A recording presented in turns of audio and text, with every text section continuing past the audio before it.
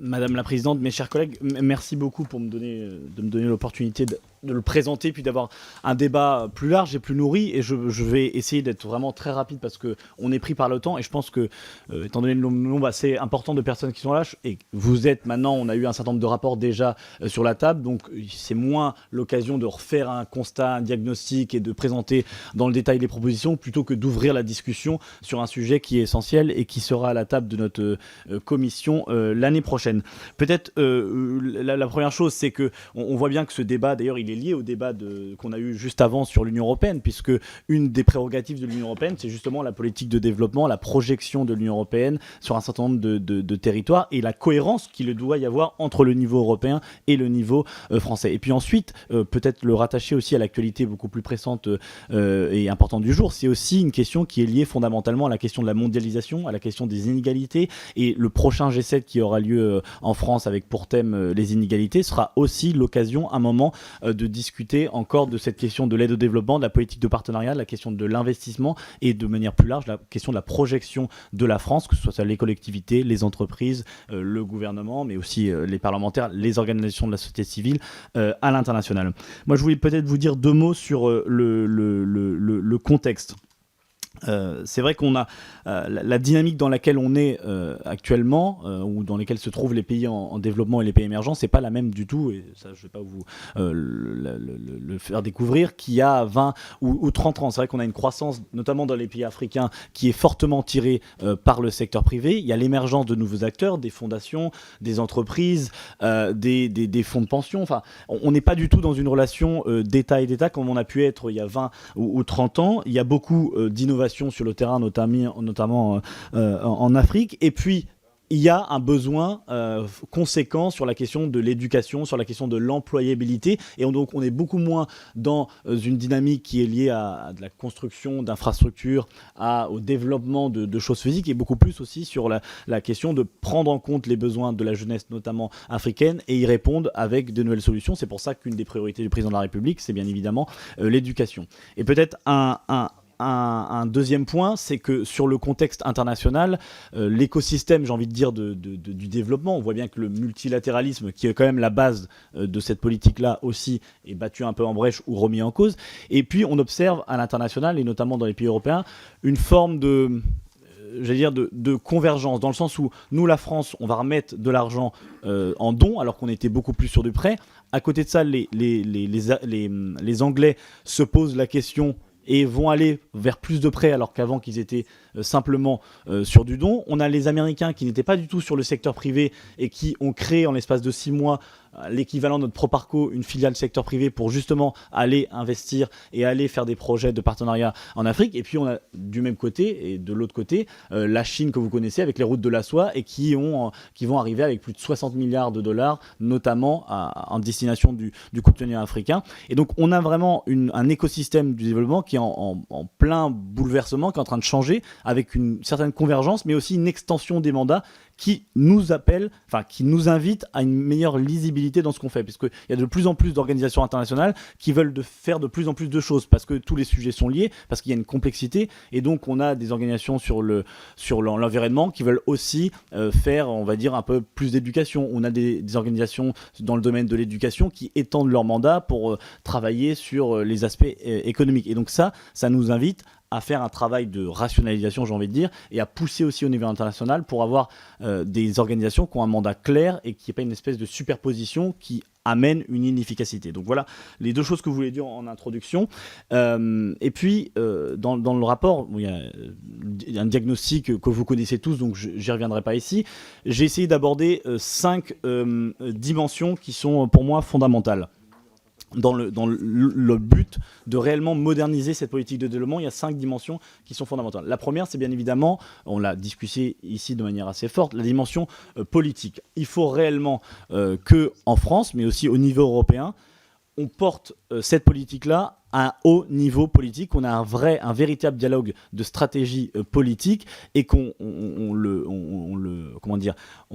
porte du coup à l'Assemblée nationale de manière très très forte parce que c'est une dimension politique et c'est pas simplement un sujet technocratique, c'est pas simplement un sujet technique et ça ne peut pas, et j'en conviens, être laissé simplement à des opérateurs ou à des ONG ou à des organisations qui ne resteraient pas fondamentalement politiques. Le président de la République a commencé cette trajectoire de repolitisation de la politique avec le discours qu'il a porté notamment à Ouagadougou, puis ensuite avec un certain nombre de projets qu'il a portés, mais il faut qu'on aille plus loin. C'est pour ça qu'une des propositions du rapport, et c'est la première parce que pour moi c'est la base de tout, c'est que le ministère des Affaires étrangères, le gouvernement se dote pour la première fois d'un cadre global, un cadre global stratégique qui permettrait à la fois de donner à voir la vision de la France sur cette politique-là et aussi de mettre en cohérence cette politique avec les autres. Parce que si on a une politique commerciale qui va à l'encontre de la politique de développement, il ne sert à rien de faire une politique de développement. Si on a une politique de développement qui est contradictoire avec une politique fiscale internationale, on voit bien qu'on n'est pas dans quelque chose d'efficace. Donc le cadre de partenariat global, ce cadre stratégique, il est nécessaire pour justement ensuite être efficace dans ce qu'on fait et embarquer ensuite nos concitoyens. Et donc ça se décline. Une fois qu'on a le cadre global, ça se décline au niveau des pays. Et c'est pour ça qu'une des propositions, c'est qu'au niveau des pays, on ait des cadres bilatéraux de partenariat. J'ai appelé ça des dialogues pour les partenariats et l'investissement. C'est de dire tout simplement qu'au niveau des pays, l'ambassadeur est le chef de file et le pilote dans l'avion. C'est lui qui fait ce travail d'organisation, ce travail d'anticipation, ce travail de coordination avec les différents partenaires, avec les ONG, avec les entreprises privées sur place, avec les autres opérateurs, avec les centres de recherche, et qui permettent justement qu'il y ait un lien entre le président de la République, le Conseil national de développement qu'il a créé, le cadre de partenariat global, et ensuite déclinaison par pays, pour être au plus près des besoins des terrains et au plus près des réalités, un cadre de partenariat bilatéral au niveau des pays. Et le corollaire de ça, et le président de la République a eu l'occasion de le reprendre, et ça a été traduit aussi dans le budget, c'est de donner plus de moyens aussi à nos ambassades pour qu'elles soient en capacité de mener des petits projets au plus près du terrain, avec une portée beaucoup plus politique qui permettent justement de financer, d'accompagner un certain nombre de priorités politiques définies comme l'égalité femmes-hommes, l'entrepreneuriat notamment des femmes, l'accompagnement de la jeunesse ou encore un haut niveau de dialogue politique avec un certain nombre de nos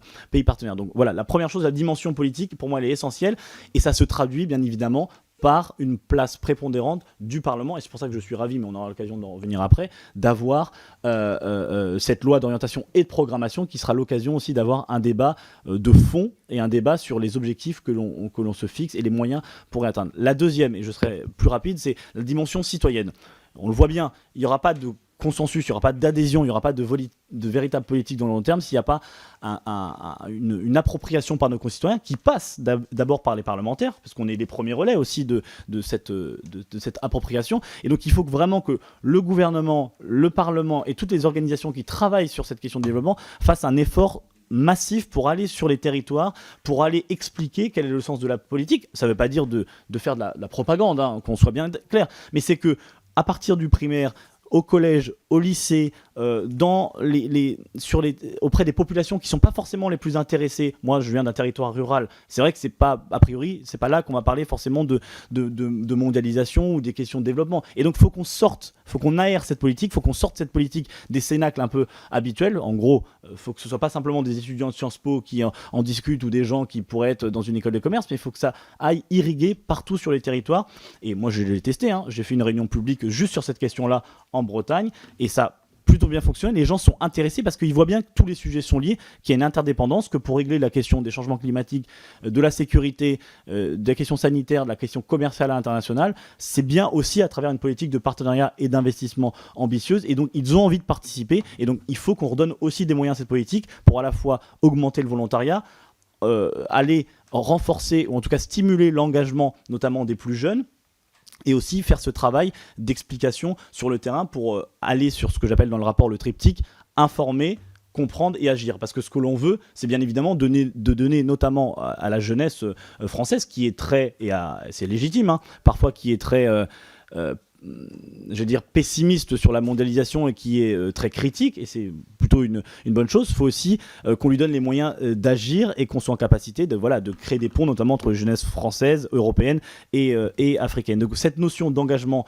de solidarité, cette notion d'impliquer, d'avoir une meilleure appropriation de nos concitoyens, elle est essentielle si l'on veut vraiment que cette politique se bâtisse sur le long terme et en dehors des personnes et des personnalités que l'on connaît habituellement. Donc ça, c'est la deuxième chose, dimension citoyenne. La troisième, c'est la dimension partenariale. Donc on voit bien que pour répondre notamment aux enjeux des objectifs de développement durable, le seul argent public ne suffira pas. Et j'ai envie de dire, c'est tant mieux, puisqu'il faut essayer d'embarquer tout le monde, il faut que tout le monde soit mobilisé.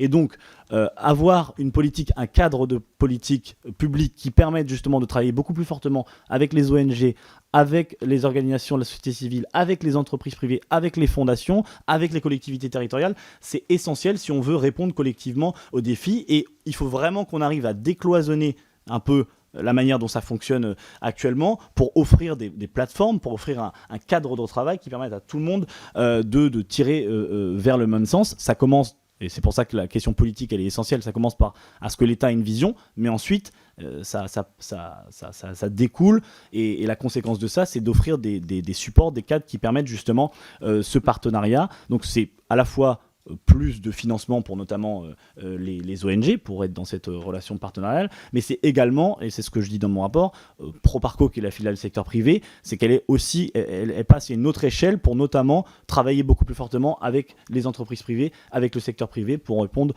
aux défis qui sont importants. On aura, j'imagine, l'occasion de revenir sur l'implication du secteur privé. Et enfin, la dernière dimension que je voulais évoquer avec vous, parce qu'elle est essentielle, ça doit être la pierre angulaire de tout ça, c'est la question de l'évaluation.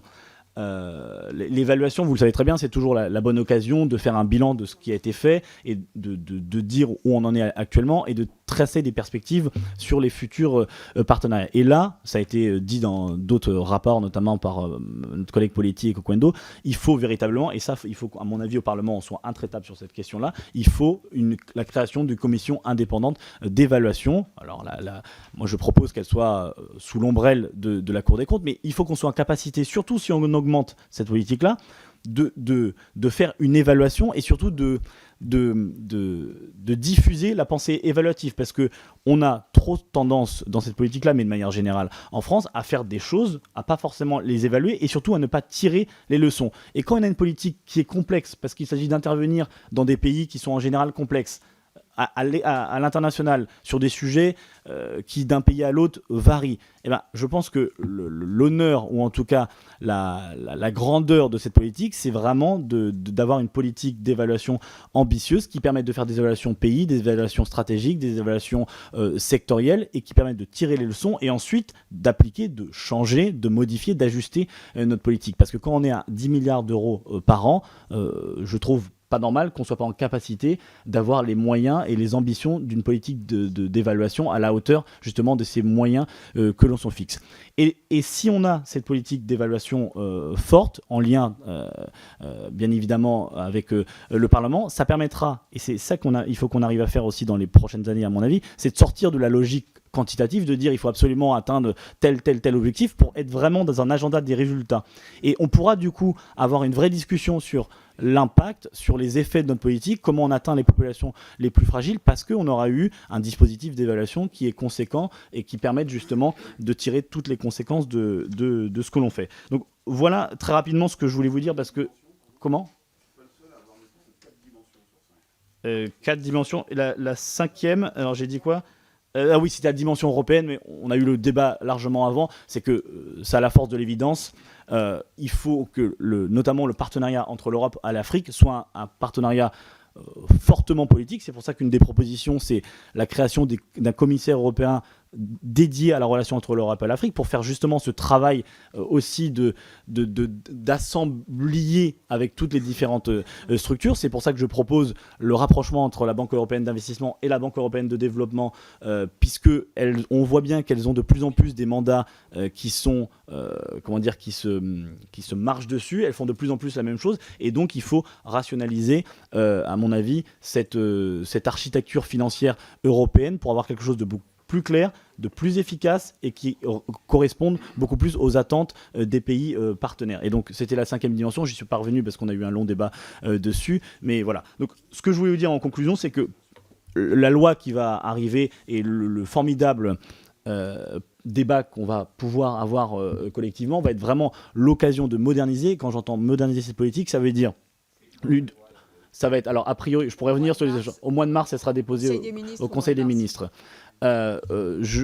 Pour moi, moderniser, ça veut dire, donner une véritable dimension politique à cet enjeu-là. 2, renforcer fortement les relations entre l'Europe et l'Afrique, parce que quand on parle de développement, quand on parle de partenariat, s'il y a bien 2 continents qui sont au cœur de ces enjeux, avec les migrations, la santé, les changements climatiques, c'est bien la relation entre l'Europe et l'Afrique. 3, une politique qui est tournée pleinement vers nos concitoyens et qui s'adresse à nos jeunesses respectives. 4, mettre au cœur de la démarche la question de l'évaluation. Et 5, donner une véritable dimension partenariale, secteur privé, fondation, à cette politique-là, pour répondre aux objectifs qui nous sont fixés, qui sont ambitieux, et surtout d'embarquer tout le monde vers la définition, en tout cas vers la mise en œuvre d'un monde plus juste, plus équitable et plus soutenable. Donc voilà ce que je voulais dire très rapidement, et j'ai déjà été un peu trop long. Et maintenant, je pense que le débat est Merci beaucoup, monsieur le rapporteur. Merci. Donc, je vais donner la parole aux intervenants, leur demandant, s'ils le peuvent, de rester vraiment dans les 2 minutes, là, parce que le temps nous est un peu compté, au point où on en est. Merci.